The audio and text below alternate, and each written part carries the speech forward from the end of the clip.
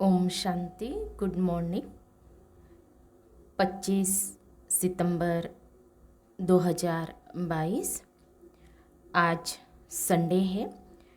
आज हम सभी सुनेंगे अव्यक्त बाप दादा के मधुर महावाक्य। अव्यक्त मुरली ओरिजिनल है 24 सितंबर 1992 की है और आज की मुरली का विषय है सत्य और असत्य का विशेष अंतर। आज दिलाराम बाप अपने सर्व बच्चों के दिल की आश पूर्ण करने के लिए मिलन मनाने आए हैं। अव्यक्त रूप में तो सदा सर्व बच्चे मिलन मनाते रहते हैं, फिर भी व्यक्त शरीर द्वारा अव्यक्त मिलन मनाने की शुभ आश रखते हैं। इसलिए बाप को भी अव्यक्त से व्यक्त में आना पड़ता है। बाप दादा इस समय चारों ओर देश विदेश के बच्चों को देख रहे हैं। मन से मधुबन में है, आप साकार में हो और अनेक बच्चे अव्यक्त रूप से मिलन मना रहे हैं। बाप दादा भी सर्व बच्चों के स्नेह का रिटर्न दे रहे हैं जहाँ भी है, लेकिन याद द्वारा बाप के समीप दिल में है। सबके स्नेह के साज बाप दादा सुन रहे हैं।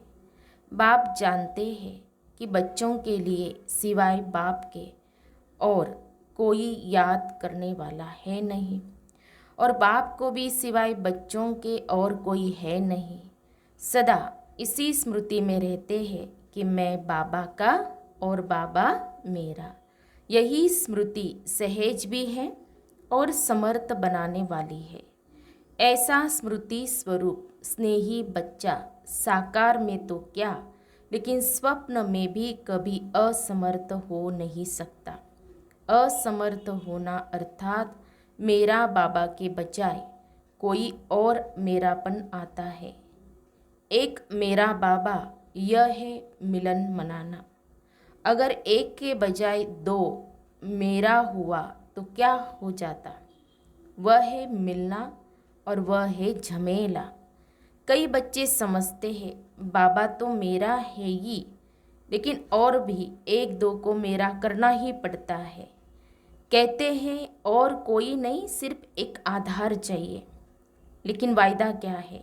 एक बाप दूसरा न कोई, या एक बाप एक और भोले बन जाते हो। उस एक में अनेक समाये हुए होते हैं, इसलिए झमेला हो जाता है। इस पुरानी दुनिया में भी ऐसे खिलौने मिलते हैं जो बाहर से एक दिखाई देता है, लेकिन एक में एक होता है। एक खोलते जाओ तो दूसरा निकलेगा, दूसरा खोलेंगे तो तीसरा निकलेगा।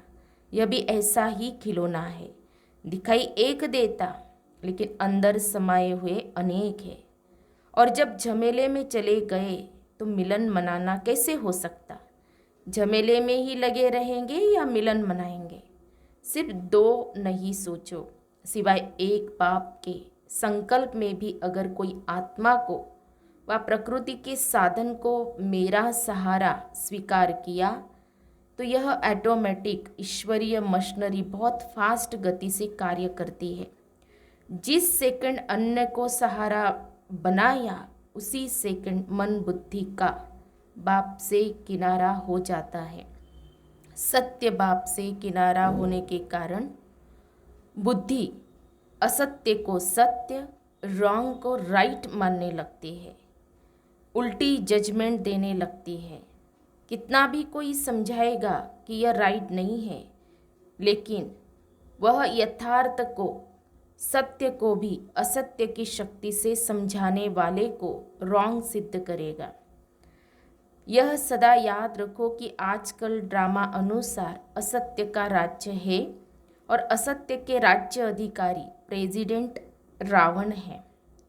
असत्य के राज्य अधिकारी प्रेसिडेंट रावण है। उसके कितने शीश है, अर्थात असत्य की शक्ति कितनी महान है, उसके मंत्री महामंत्री भी बड़े महान हैं, उसके जज और वकील भी बड़े होशियार हैं। इसलिए उल्टी जजमेंट की पॉइंट्स बहुत वैरायटी और बाहर से मधुर रूप की देते हैं। इसलिए सत्य को असत्य सिद्ध करने में बहुत होशियार होते हैं। लेकिन असत्य और सत्य में विशेष अंतर क्या है? असत्य की जीत अल्पकाल की होती है, क्योंकि असत्य का राज्य ही अल्पकाल का है। सत्यता की हार अल्पकाल की और जीत सदाकाल की है। असत्य के अल्पकाल के विजयी उस समय खुश होते हैं जितना थोड़ा समय खुशी मनाते व अपने को राइट सिद्ध करते, तो समय आने पर असत्य के अल्पकाल का समय समाप्त होने पर जितनी असत्यता के वश मौज मनाई, उतना ही 100 गुना सत्यता की विजय प्रत्यक्ष होने पर पश्चाताप करना ही पड़ता है। क्योंकि बाप से किनारा स्थूल में किनारा नहीं होता। स्थूल में तो स्वयं को ज्ञानी समझते हैं, लेकिन मन और बुद्धि से किनारा होता है। और बाप से किनारा होना अर्थात सदा काल की सर्व प्राप्तियों के अधिकार से संपन्न के बजाय अधूरा अधिकार प्राप्त होना। कई बच्चे समझते हैं कि असत्य के बल से असत्य के राज्य में विजय की खुशी व मौज इस समय तो मना ले, भविष्य किसने देखा, कौन देखेगा, हम भी भूल जाएंगे, सब भूल जाएंगे। लेकिन यह असत्य की जजमेंट है। भविष्य वर्तमान की परछाई है, बिना वर्तमान के भविष्य नहीं बनता। असत्य के वशीभूत आत्मा वर्तमान समय भी अल्पकाल के सुख के नाम मान शान के सुखों के झूले में झूल सकती है और झूलती भी है, लेकिन अतीन्द्रिय अविनाशी सुख के झूले में नहीं झूल सकती। अल्पकाल के शान मान और नाम की मौज मना सकते हैं, लेकिन सर्व आत्माओं के दिल के स्नेह का, दिल की दुआओं का मान नहीं प्राप्त कर सकते। दिखावा मात्र मान पा सकते हैं, लेकिन दिल से मान नहीं पा सकते। अल्पकाल का शान मिलता है, लेकिन बाप से सदा दिल तख्त नशीन का शान अनुभव नहीं कर सकते। असत्य के साथियों द्वारा नाम प्राप्त कर सकते हैं, लेकिन बाप दादा के दिल पर नाम नहीं प्राप्त कर सकते, क्योंकि बाप दादा से किनारा है। भविष्य की बात तो छोड़ो, वह तो अंडरस्टूड है, लेकिन वर्तमान सत्यता और असत्यता की प्राप्ति में कितना अंतर है। एक दूसरा मेरा बनाया अर्थात असत्य का सहारा लिया, कितना झमेला हुआ। कहने में तो कहेंगे और कुछ नहीं, सिर्फ कभी कभी थोड़ा सहारा चाहिए, लेकिन वायदा तोड़ना अर्थात झमेले में पड़ना।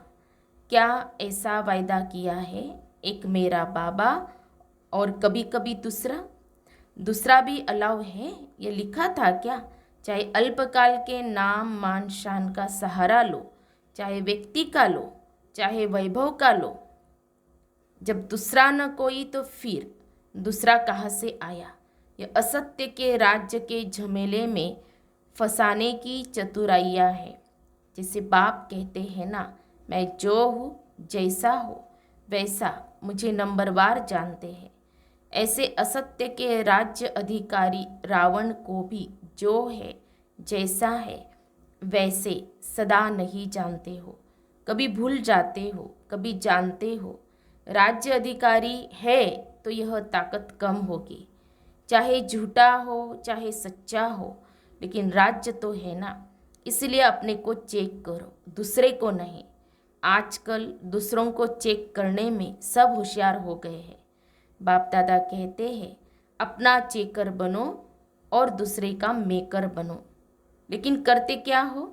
दूसरे का चेकर बन जाते हो और बातें बनाने में मेकर बन जाते हो।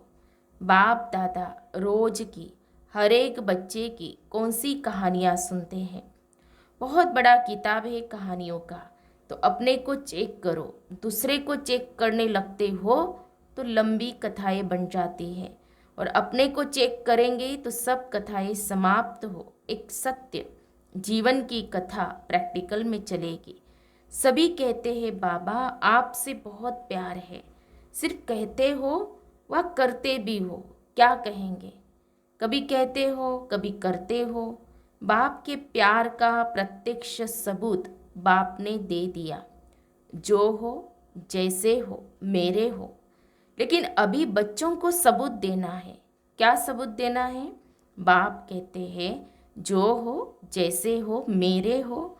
और आप क्या कहेंगे? जो है वह सब आप हो। ऐसे नहीं, थोड़ा थोड़ा और भी है।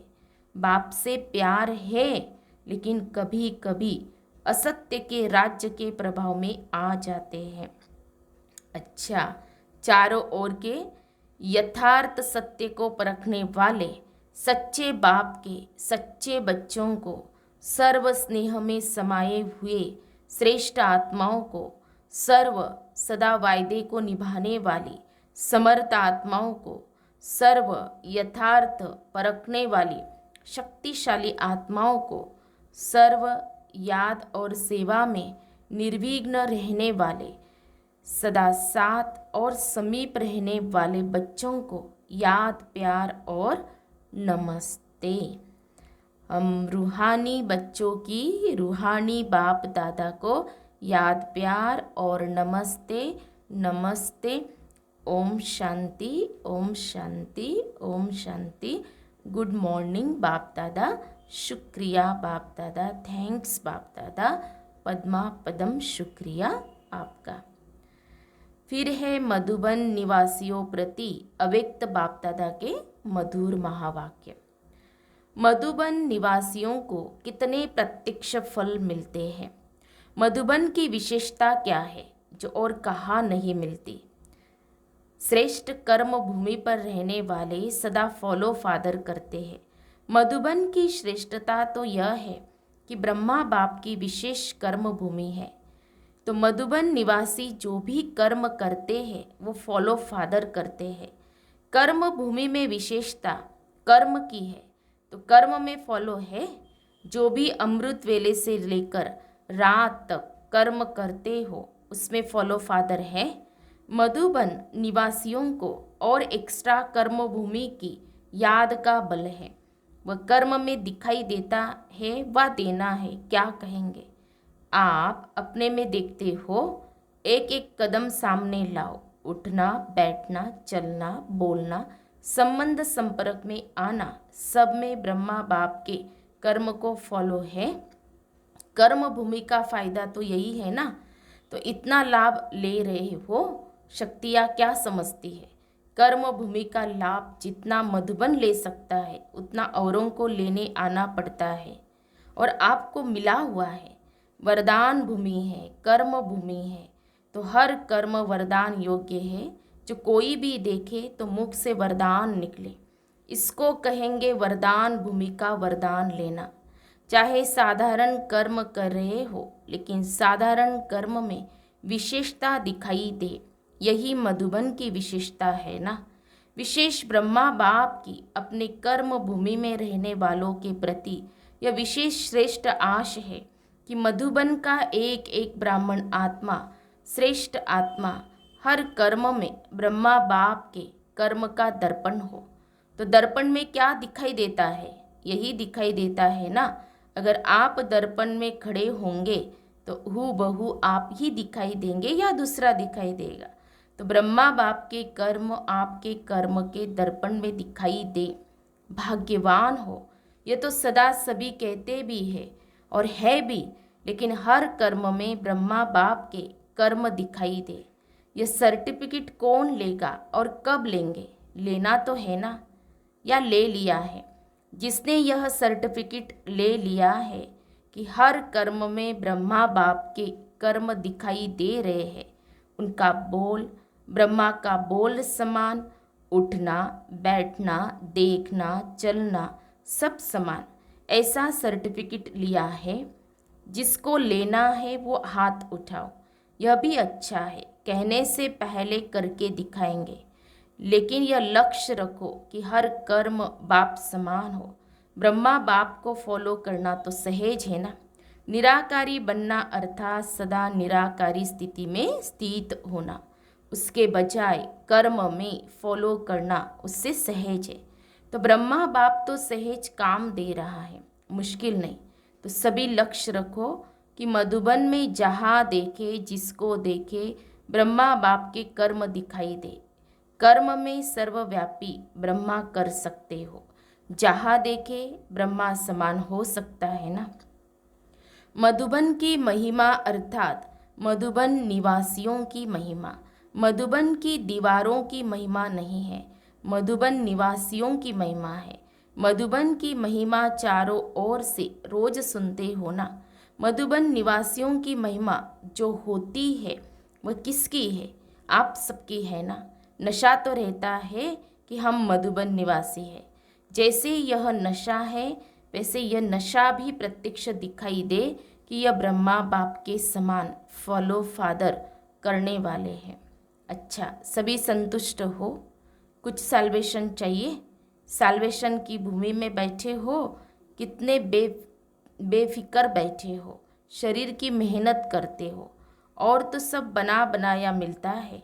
जो शरीर की मेहनत नहीं करते हैं उनको एक्सरसाइज की मेहनत कराते हैं। तो बाबा कहते आप तो लकी हो ना जो एक्सरसाइज नहीं करना पड़े, हाथ पाँव चलते रहते हैं। जितना जो हार्ड वर्क कठिन परिश्रम करता है उतना वह सेफ है, माया से भी और शरीर की व्याधियों से भी। बुद्धि तो बिजी रहती है ना, और फालतू तो कुछ नहीं चलेगा। तो जो सदा बिजी रहते हैं वो बहुत लकी है। इसलिए अपने को फ्री नहीं करना। चलो बहुत समय कर लिया, अब फ्री हो जाए। बिजी रहना खुश नसीब की निशानी है। खुश नसीब होना अपने को सदा बिजी रखना। अच्छा, अभी बाप दादा को करके दिखाना, समझा? ब्रह्मा बाप की विशेषता सूरत में क्या देखे? गंभीरता के चिन्ह भी और मुस्कुराहट भी। गंभीरता अर्थात अंतर्मुखता और साथ साथ रमणीकता। अंतर्मुखी की निशानी सदा सागर के तले में खोए हुए गंभीर मूर्त, मनन चिंतन करने वाला चेहरा, और फिर रमणीक अर्थात मुस्कुराता हुआ चेहरा। तो दोनों ही लक्षण सूरत में देखे ना। ऐसे आपकी सूरत भी ब्रह्मा बाप के कॉपी स्वरूप हो। सूरत और सीरत से ब्रह्मा बाप दिखाई दे, क्योंकि ब्रह्मा बाप का सेवा स्थान कर्म भूमि तो मधुबन है ना। तो इस भूमि के रहने वालों द्वारा वही कर्म सेवा प्रत्यक्ष होनी चाहिए। इसी आशा के दीपक को सदा जगाओ। ब्रह्मा बाप की आप बच्चों प्रति यही आश है। अब ऐसी दीपावली मनाओ, बाप दादा की इस एक आशा का दीपक जगाओ। जब हर एक यह दीपक जगाएगा तो दीपमाला तो हो ही जाएंगी ना। दीपमाला में भी देखो, अगर बीच में एक दो दीपक बुझे हुए हो तो अच्छा लगेगा। अगर बीच बीच में एक दो दीपक भी टिमटिमाता है तो अच्छा नहीं लगता। इसीलिए सर्व जगे हुए दीपकों की माला। मधुबन निवासी सब जस्टिस होने चाहिए, सेल्फ जस्टिस। कोई भी बात करने के पहले स्वयं जज करो तो न स्वयं का समय जाएगा और न दूसरों का। मधुबन तो पीस पैलेस है, मन की भी पीस, मुख की भी पीस। तब मधुबन पीस पैलेस से पीस की किरणें फैलेंगी। आप पीस पैलेस वालों से सभी पीस की भिक्षा मांगते हैं, क्योंकि वे स्वयं ही स्वयं से तंग हो रहे हैं। विनाशकारियों के पास अभी तक आपके पीस की किरणें पहुंचती नहीं है, इसीलिए कश्मकश में है, कभी शांत कभी अशांत। तो उन्हों को शांत करने के लिए पीस पैलेस से पीस की किरणें जानी चाहिए। तब उन्हों की बुद्धि में एक ही फाइनल फैसला होगा, खत्म करेंगे और शांत हो शांति धाम में चले जाएंगे। तो ऐसे भिखारियों को अब महादानी बन महादान व वरदान देने वाले बनो। बाप दादा तो सदा समझते हैं कि मधुबन वाले विश्व को बाप दादा के समीप लाने वाले समीप रत्न हैं। तो अब ऐसा सबूत दिखाओ जब ब्रह्मा बाप समान सब कॉपियाँ तैयार हो जाएंगी, तब बेहद का बारूद चलेगा, पटाखे छूटेंगे और ताजपोशी होंगी। तो अब यह डेट फिक्स करो जब आप सब ब्रह्मा बाप की बिल्कुल फोटो कॉपी होंगे, तब ही यह डेट आएंगे। मधुबन निवासी जो चाहे वह कर सकते हैं। अच्छा, तो अभी सब क्या सोच रहे हो? बाप दादा के पास मन के संकल्पों की ही कैमरा नहीं, लेकिन हर एक के मन में क्या चलता है वह भी बाप दादा स्पष्ट देख सकते हैं। साइंस वाले तो अभी तक कोशिश ही कर रहे हैं कि ऐसी कैमरा निकाले जो अंदर के संकल्प की रेखाएं मालूम हो जाए। वे बेचारे मेहनत बहुत कर रहे हैं। ये सब इन्वेंशन करते करते रह जाएंगे और आप तैयार हुए साधन कार्य में लाएंगे। अच्छा, प्यारे बाप दादा का वरदान है, परखने की शक्ति द्वारा कुसंग व व्यर्थ संग से बचने वाले शक्तिशाली आत्मा भव। परखने की शक्ति द्वारा कुसंग व व्यर्थ संग से बचने वाले शक्तिशाली आत्मा भव। कई बच्चे कुसंग अर्थात बुरे संग से तो बच जाते हैं, लेकिन व्यर्थ संग से प्रभावित हो जाते हैं, क्योंकि व्यर्थ बातें रमणीक और बाहर से आकर्षित करने वाली होती है। इसलिए बाप दादा की शिक्षा है, न व्यर्थ सुनो, न व्यर्थ बोलो, न व्यर्थ करो, न व्यर्थ देखो, न व्यर्थ सोचो।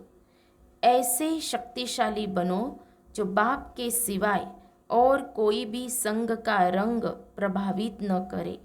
परखने की शक्ति द्वारा खराब व व्यर्थ संग को पहले से ही परख कर परिवर्तन कर दो, तब कहेंगे शक्तिशाली आत्मा। स्लोगन है, सदा हल्केपन का अनुभव करना है तो बालक और मालिकपन का बैलेंस रखो।